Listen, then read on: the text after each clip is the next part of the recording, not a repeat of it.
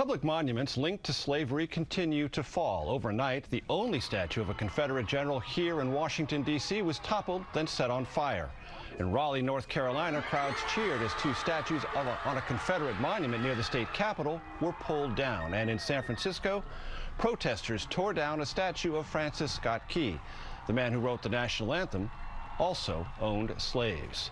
This historical reckoning is not restricted or limited to the United States. CBS's Roxana Saberi has that story from London.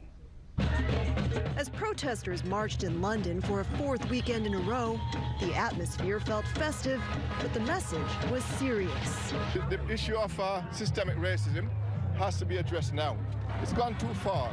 Rallies like this continuing across the United Kingdom, pressure is growing on the country to address a bitter legacy of its past, its history of slavery.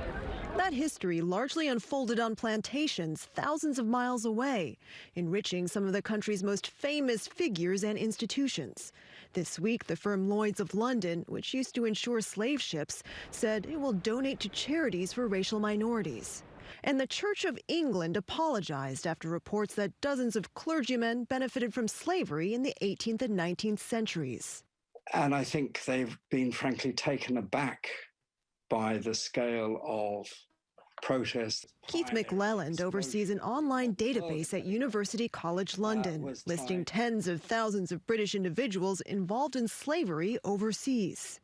When Britain abolished slavery in 1833, the government paid them for their losses. British companies, British society needs to do something about redressing the balance.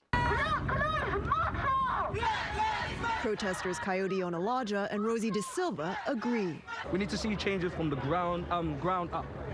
And so when I'm hearing all these apologies, oh, sorry, it's just like, are you just saying this because of the trend right now?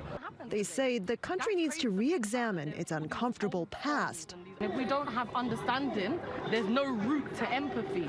To build a better future. Roxana Saberi, CBS News, London.